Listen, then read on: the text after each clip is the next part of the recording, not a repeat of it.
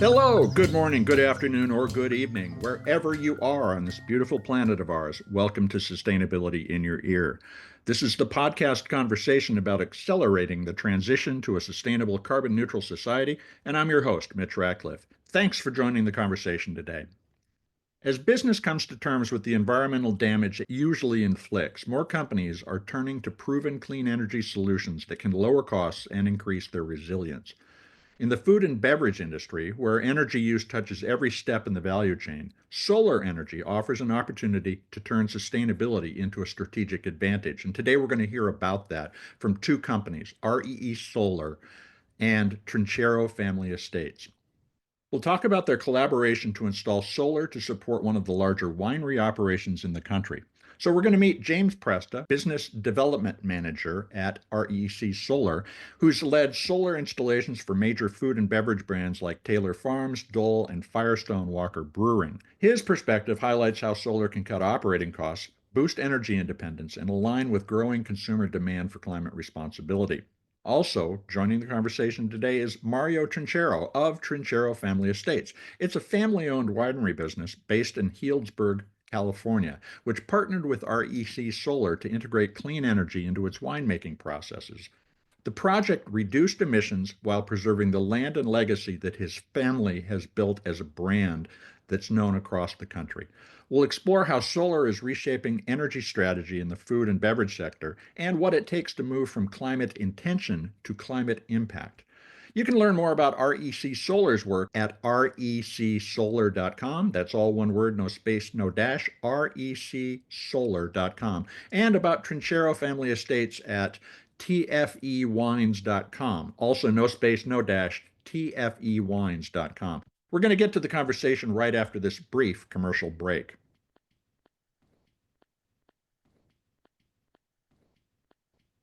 Welcome to the show, James and Mario. Could you take a moment to introduce yourself so folks can associate your voice with your identity? James? Yeah, absolutely. Thanks for having me on here. My name is James Presta. I'm a business development manager here at REC Solar. REC Solar is an independent power producer providing PPAs to businesses across the US. I've been in the solar industry since 2011. It's really a passion of mine, focusing on what I call behind the meter solar and storage solutions, where we are helping businesses explore what solar and storage can do for their business and then go ahead and implement that system for them. So thanks again for having me. And Mario, tell us about Trinchero Family Estates. Hi, Mitch. Flattered to be here. I'm a third generation owner, family member of Trinchero Family Estates. We've been making wine here in the Napa Valley of California for 75 years.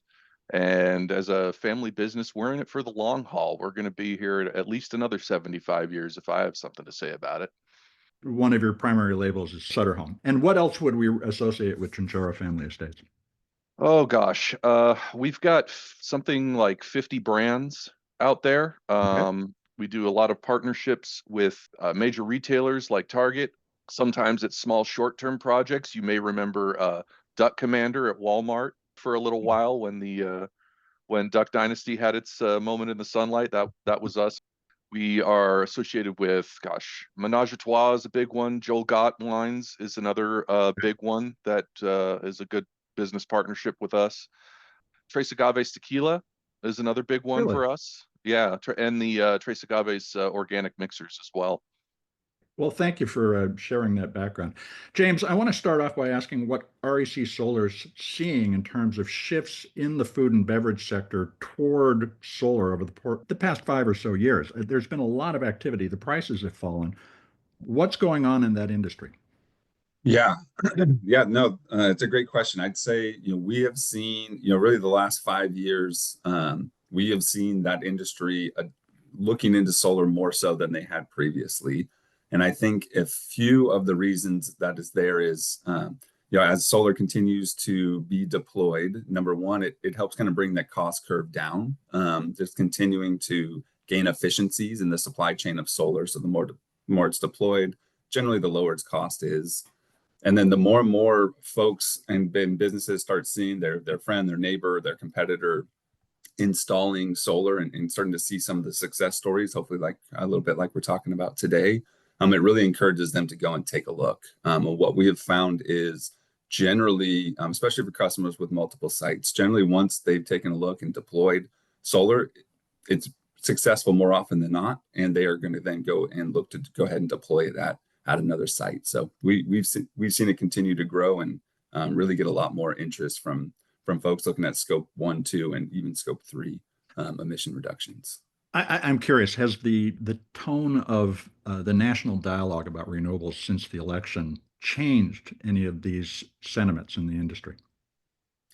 Yeah, no, it's a good question. I mean, I got into solar back in 2011, and since that first year, I have seen, people's urgency continue to grow over time. I'd say regardless of election results, businesses are drawn to solar because of the benefit it can provide. It can lower your emissions, it can lower your cost of power, it can give you a little bit more control over what your cost of power is. So I don't see the demand for renewables slowing down soon, kind of irregardless of the election results today.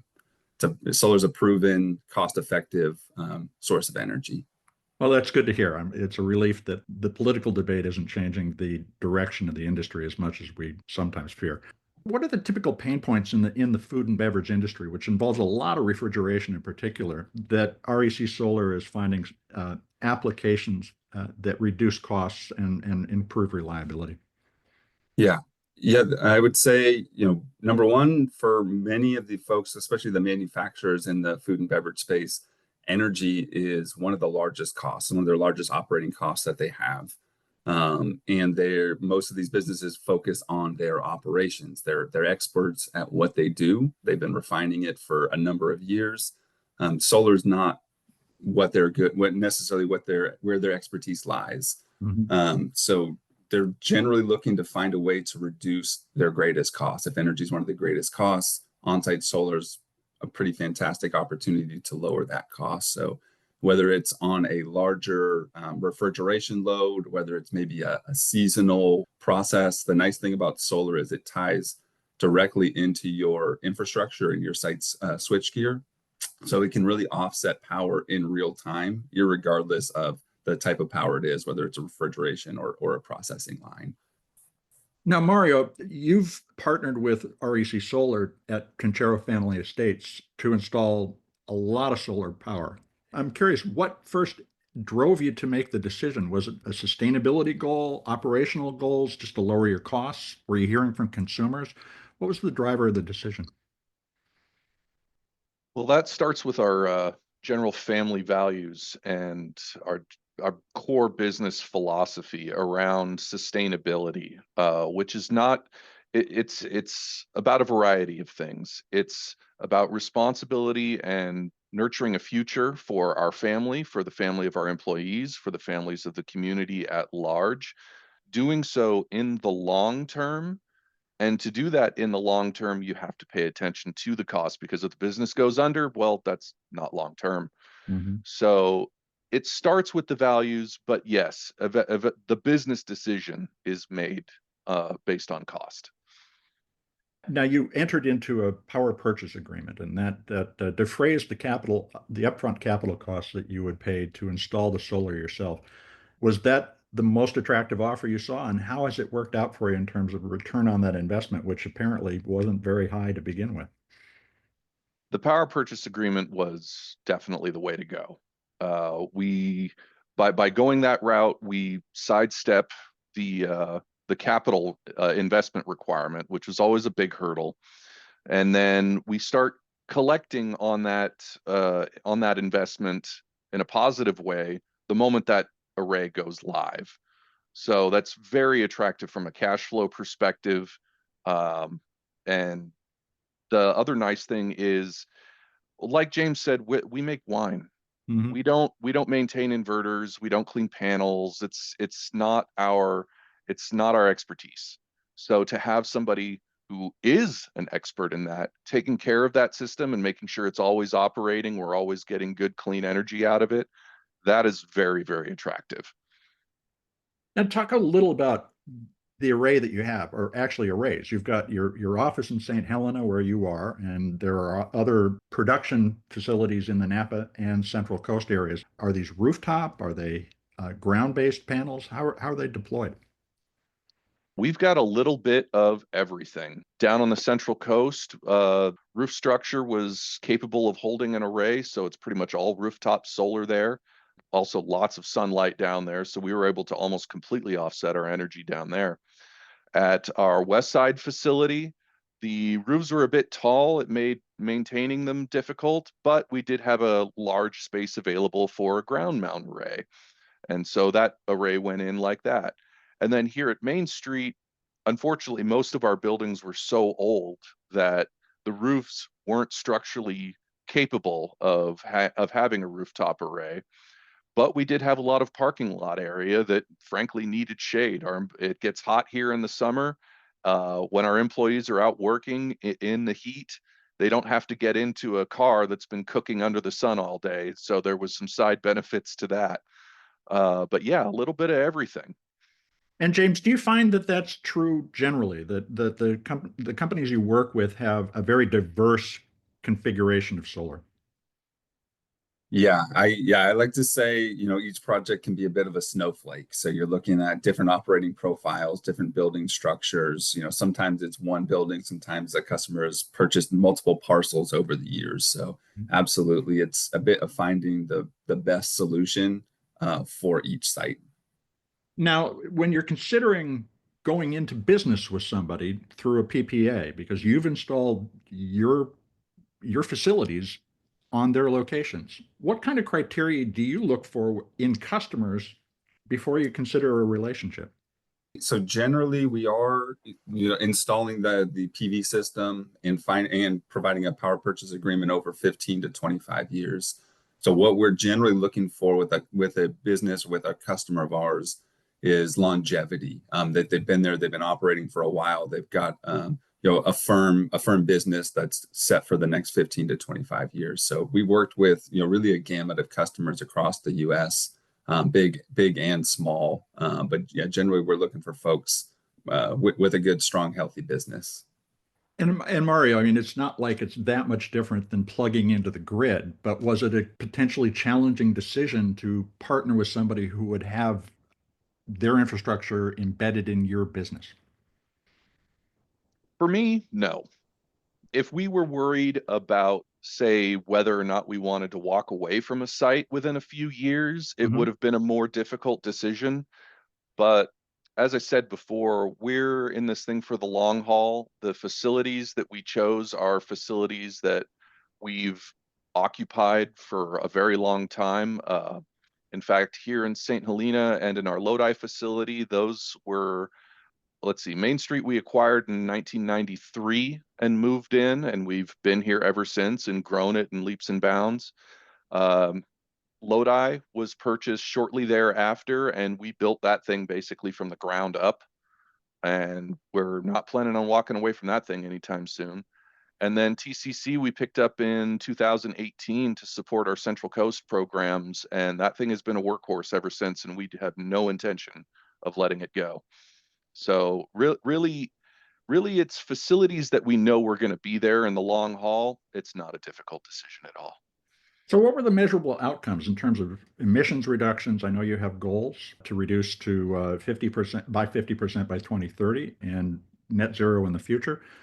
Did you achieve energy independence? Tell us about the outcome after you've put this into production. Yeah, you're right. We do have these goals of reducing our emissions by half by 2030, and the net zero goal is 2045. Prior to that, we were a Marin Clean Energy, MCE for short, deep green customer. So in theory, we were purchasing clean energy from the grid prior to that, albeit at the PG&E delivered price, which is nowhere near as attractive as the PPA. The price of the power purchase agreement from on-site generation was very beneficial compared to the Marin Clean Energy price that we were getting through PG&E. That said, I mean, given the constraints of each site, we weren't capable of achieving full energy independence from the grid. We're down to 13% PG&E reliance from the grid, which I mean, when only 13% of your power is at the mercy of PG&E and the rest is a nice PPA that you've locked in for, gosh, I forget how many years was it, James? Was it 25 years? The bottom line is being able to insulate yourself from those increases for a long time is incredibly attractive. James, would you say that's also characteristic of your customers in general? What are the motivations that bring them to you? Yeah, yeah, I would say I agree with what Mario just said there. It's generally being able to lock in a known rate of power for a long period of time. These power purchase agreements standard are generally 15 to 20, 25 years. When a customer is interested in exploring it, its cost is number one. How can I help improve our bottom line? And then right behind it is typically sustainability or carbon reduction. Many organizations have public facing goals similar to Mario and Trinchero family estates here, and they need to make actions on those goals. So it's a triple bottom line, right? You can save money, you can lower your carbon, and then you can actually have more control on that cost. Here in California, we're paying quite a bit more for our energy today than 5 years ago, 10, 15 years ago. And as Mario said, you lock in a set rate for a long period of time, gives you a lot more comfort in those operational expenses. A very practical answer. I want to take a quick commercial break. We're going to be right back to continue the discussion.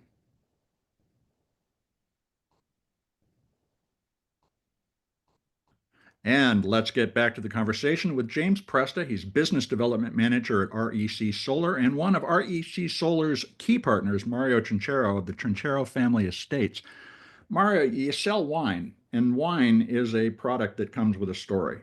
How are you communicating to your direct customers, the retailers, the people who are considering doing a private label brand with you too, your sustainability goals and the impacts that you're having both in your community and for the planet? Well, we highlight our renewable energy metrics alongside our certifications in sustainability, water, and waste management to ensure that our customers know it's a long-term commitment for Trinchero and the brands in our portfolio. We also explore how packaging innovation like lighter bottles, eco-friendly materials, recyclable materials complements our renewable energy efforts. These initiatives are starting to gain more traction with customers and consumers in the market. Some of those customers come to us explicitly asking for something they can market like this. We do our best to accommodate that. Do you find that you need that kind of message on the bottle itself, on the label? Does it need to tell the story of sustainability for it to be attractive to consumers these days? I would say that's very brand reliant. I'm Hmm. not a marketing expert, more of an engineer. I could wax for hours on all the different ways I want to make refrigeration more efficient. The marketing piece, what I can say, it's very brand reliant. It depends on what consumer is being targeted with that brand. For some, yeah, they absolutely want to see it. Lord knows I've seen plenty of marketing data that indicates that especially younger generations are very, very sensitive to that message. They want to know that this brand that they are supporting and putting their money towards is going to be a key part of their future in the Mhm. world. James, do you find that your customers are looking for disclosures about their power use and the decreased carbon impact of their power use as part of their messaging generally? Yeah, I'd say I do. I find it really interesting that consumers are starting to take, and exciting that they're starting to take maybe a closer view on some of the products they're buying. And absolutely, oftentimes when we are working with a business, they would like to understand the carbon reduction that is coming from their PV systems, from their solar system. So oftentimes it can depend on kind of where you are in the country. Our grid, certain areas of the grid are cleaner than other areas of the grid. So overlaying PV, overlaying solar onto your facility in a state that's maybe utilizing a lot of coal will actually even show a greater carbon offset than maybe a grid like California that, while it's still using a lot of fossil fuels, luckily has started to adopt more and more solar into the mix. Is a component of the of your platform a reporting mechanism so that companies can integrate this information easily? Yeah, so all of our systems, we're tracking the energy in real time. So you're able to go ahead and pull that report, whether it be monthly or yearly, and directly take that production. And then generally we would apply it in an online tool, like an EPA approved tool, where you can overlay exactly how much energy you have consumed from solar, and it'll tell you how much carbon it has offset specific to your location. And as you mentioned, that varies from state to state or even from municipality to municipality based on how they generate their electricity. Do you see, as you look across the country, adoption, particularly in the East Coast, where there's a lot of fossil fuels being burned to generate electricity? Yeah, we are seeing more and more customers looking at maybe like or utilities looking at like a community solar program. So here at REC, we're an IPP, an independent power producer. My focus is working with folks like Mario and deploying behind the meter solutions, but we also have a small utility scale team that's out there focused on generally 75 megawatts and under, and potentially being able to deploy, whether it's a municipality or even tying into a larger utility. So solar right now is the lowest cost of power that can be deployed in the US. So we are seeing greater interest, really across the majority of the states right now. Now, we were talking earlier about the cold chain, the refrigeration network that you have to have in place in order to move food and beverages around. One of the obvious gaps in our EV infrastructure is charging stations. Have you thought about how REC might participate in filling some of those gaps, particularly for commercial customers like in the food and beverage industry?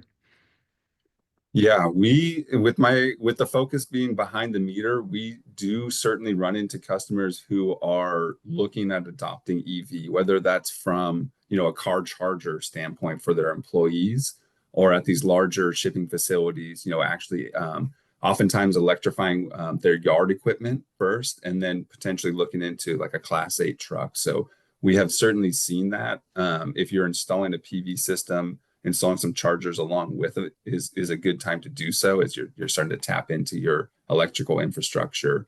And we have started to see that a little bit more and more, especially in Southern California. There's a program called the WARE program that is actually incentivizing customers through a carrot and a stick to add solar and EV charging. So Mario, as you listen to what we were just talking about, what kinds of further aspirations do you have for the deployment of solar, or let's say renewably generated energy within your infrastructure? Oh boy, this was the question where I could probably go on for hours, but I'm going to try to keep this, because this is a very near and dear subject to my heart. Well, you're an engineer. Right, exactly. I'm always thinking about this. Well, let's start at the top of the supply, at the very top. Let's start in the vineyards. For instance, a lot of vineyards are remote. Some of them do not have utility access. Some of those places need irrigation pumps. Well, how do you get an irrigation pump out in the middle of nowhere? It tends to be a diesel pump. So right there, if there's available area where you can consume some sunlight that the vines aren't using to run your irrigation pump, phenomenal. That's an immediate, fossil fuel burning offset. And oftentimes it's going to be lower maintenance because you don't have to go out and refuel it. So that's a big opportunity. There's also opportunities. Monarch's the hot brand, but there's a few others out there that are producing electrified automated tractors. So if you have the ability to charge a tractor on site to do your vineyard work, okay, phenomenal. That's even less diesel you're using. Then we move into the wineries. That's where I'm at. This is what the array that we were just talking about, they benefit from it, period. Being able to offset that PG&E footprint is phenomenal. It is kind of a case-by-case basis. Like I said, sometimes the rooftops can handle it. Sometimes the siding isn't ideal. Sometimes you got to go with carports. And in my opinion, never able to build enough, but get as much as you can. And I will say, especially what we noticed here at Main Street, shade is big. Every year keeps getting hotter, as we know, and people are working outside. The more shade you can give them, the better they can work, the safer they can work. That's a lot of ancillary benefits just from the generative shade, just from getting the shade. Off harvest, this is where it starts to get a little tricky. Wineries have a very bell-shaped power profile when you look at the year, where it tends to be fairly low between November and August, and then September, October, those tend to be very, very power intensive months. Sure, you're doing the squeeze then. Right. When you're building an array to help offset that, you end up with a lot of unused power in the off season. So that's where, James was mentioning the batteries can come in really handy, where you can start load shaping to where, you can keep those batteries charged up and then deplete overnight to stay off the grid overnight. There's a lot of fancy, cool things that you can do with that. And then a lot of the other things I can think of, warehousing, especially cold warehousing, and especially if the roofs can handle a rooftop array. We actually did this at our Green Island Road facility, where we did a large, substantial rooftop array because we had indoor bottling lines. Bottling lines take power. There's lots of motors. There's compressed air that takes a lot of power.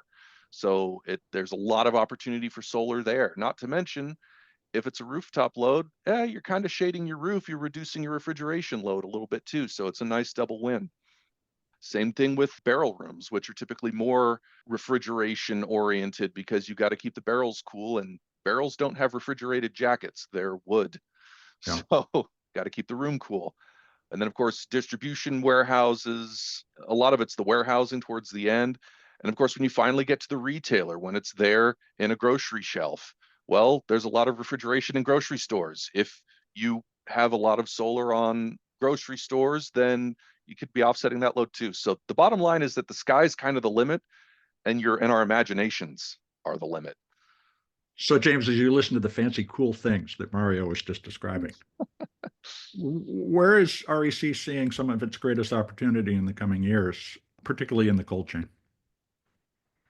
I would say we've seen the cold chain expanding with our existing customer base and with folks that we're actively soliciting for new business. So I would say we do see the growth of the cold chain being really ideal for solar. Generally, these are larger facilities.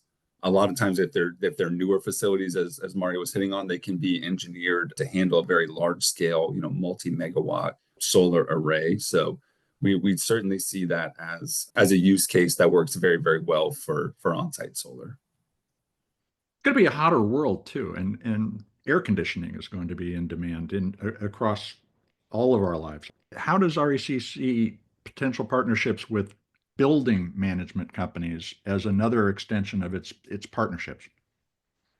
We've worked with building owners to explore, even like shopping malls, to explore the benefits that solar can provide. And like Mario said, it's oftentimes a mix of deployment types, whether it's rooftop, whether it's canopy.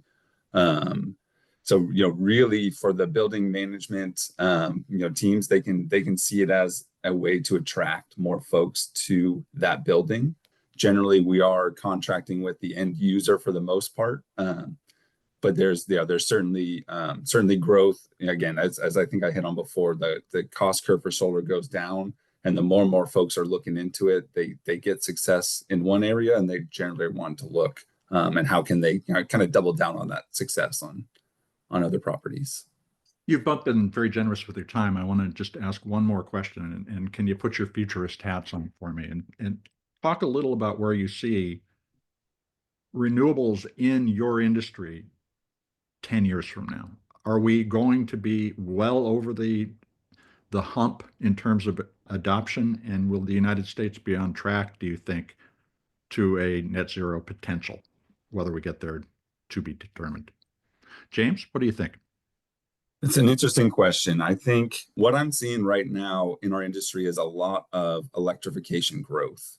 So that's coming from EVs, again, across the gamut of individuals at our homes and larger scale deployments across businesses, and whether that's electric forklifts, yard trucks, Class 8 trucks, and this greater AI movement, right? These data centers are consuming huge amounts of energy, and AI is actually involves more energy than a standard data center would typically use. So I see the adoption of solar continuing to grow there and fill in the need for this extra electricity as the US and a lot of the world is looking to move away from fossil fuels and into electricity. So I certainly hope that and I'm optimistic that the adoption is going to continue.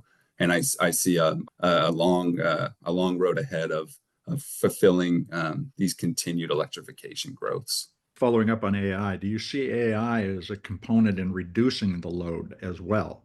Can we use it to manage and optimize the grid? Oh, that's for folks maybe like Mario with the engineering brain that I don't have. But yeah, I would say certainly optimizing how energy is used is going to be really beneficial in reducing the amount of energy that is needed to supply the load. So yeah, I'm optimistic that it's going to help as well in better kind of load management. So, Mario, you've got the 2045 net zero goal.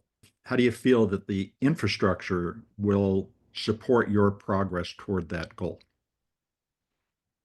The beautiful thing about solar and about batteries is that it is a technology. It is not a finite resource like fossil fuels, which means there will be opportunities to refine it. Take, for instance, the transistor. The first transistor was the size of my fist and cost several $100s. Now there's literal billions of them on a $100 microchip. That's where I see it going. More maturation of the technology, because there is no way to reach net zero without this, in my opinion. Maybe somebody experimenting with some crazy sci-fi stuff might contradict that, but the sun's the greatest source of energy in our solar system, not just the planet. If we have a carbon neutral means of capturing that energy, the more bountiful and the cheaper energy is, the more you can do. It's not just imperative to our green goals, it's imperative to our species. That's kind of where I'm going with it. I wholeheartedly agree. Tell us how we can keep track of what Trinchero Family Estates is doing. We do try to keep our website somewhat updated. Well, the last update took a little while, but they did just roll it out this week, so it looks nice. Go ahead and check it out. It's tfewines.com. We do have our sustainability goals outlined there and some of the ways we plan on reaching it. Fantastic. And James, how can folks get in touch and talk with you? Yeah, absolutely. So our website is a great place to go, recsolar.com. You can learn a lot about our history and our background. And there's a lot of fun case studies on there from a lot of the different verticals. So to certainly encourage folks to kind of go in and take a look. And if you're interested, go ahead and enter your information in, and a friendly REC Solar colleague will give you a ring. Well, thank you. And thank you both for your time today. It's been a really interesting conversation. Same to you. Thanks, Mitch. Thank you much, Mitch. Flattered to be here.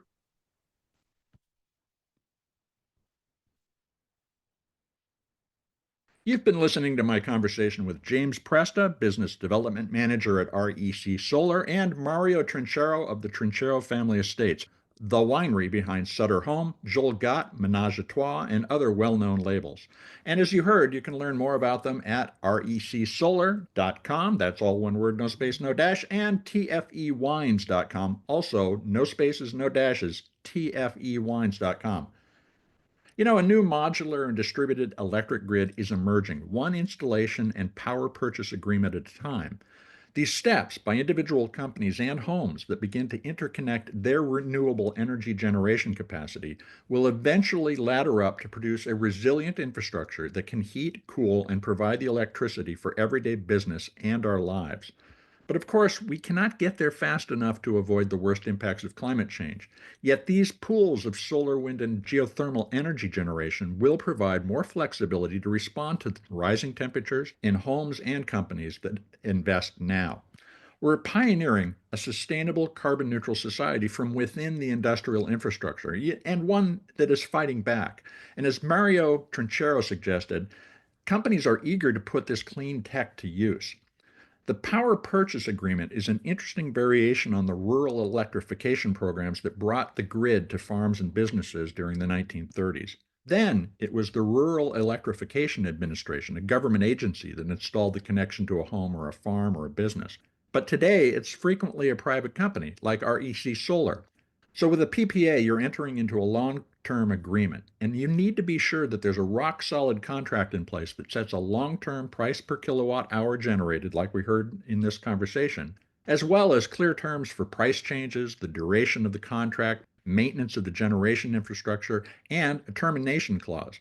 Most importantly, take the time to understand the provider's financial stability and their roadmap. If they plan to sell out in the future, you need to know your options should the acquirer seek to change the terms of the agreement. With a solid PPA, as Mario said, you can begin to dream big about the potential to cut fossil fuel generated electricity out of your power supply and explore electric innovations that can be put in place across your supply chain, places where that was never possible before. The cost of energy will only continue to fall as solar, the cheapest form of energy in history, propagates across our society. We will be able to put power to work where wires have never reached, free from running diesel or propane generators in remote locations. In fact, we may be headed for an energy glut, according to the Rocky Mountain Institute's Amory Levins, who projected in a recent white paper that the nation risks a 12-fold energy overbuild due to overestimating the future energy demand of data centers. So what are we going to do with all that energy if we get there? The sky's the limit, without the negative impacts that the 20th century power infrastructure brought with it. We'll stay tuned to this story. It's going to continue to be an interesting one and will evolve a lot over the coming years. And I hope you'll take a moment to share this or any of the more than 500 episodes of Sustainability in Your Ear that are available for you to share with your friends. Writing a review on your favorite podcast platform will help your neighbors find us. You folks are the amplifiers that spread more ideas to create less waste. So please tell your friends, family, your coworkers, the people you meet on the street that they can find Sustainability in Your Ear on Apple Podcasts, Spotify, iHeartRadio, Audible, or any other purveyor of podcast goodness that they prefer. Thank you, folks, for your support. I'm Mitch Ratcliffe. This is Sustainability in Your Ear, and we will be back with another innovator interview soon. In the meantime, take care of yourself, take care of one another, and let's all take care of this beautiful planet of ours. Have a green day.